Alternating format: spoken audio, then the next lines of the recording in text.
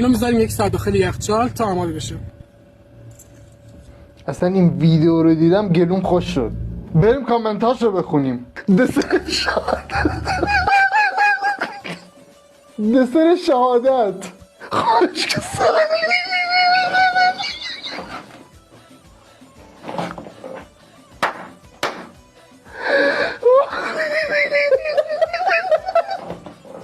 کامنت برتر بودیم. خشک سالی داداش اون اولی چه نوع سیمانی بود درست کردی؟ داداش اون اولی چه نوع سیمانی بود درست کردی؟ برای مهمونیاتون استفاده کنید، عالیه دیگه بهمون سمتتون نمیاد. احمد سگپز سلام، لطفا پادزرش هم بذارید. دسر قرص برنج، نام غذا شام آخر. دسر رایان نور. یه بار اومدم ساق طلایی با چای بخورم، ساق طلایی چای بخورم.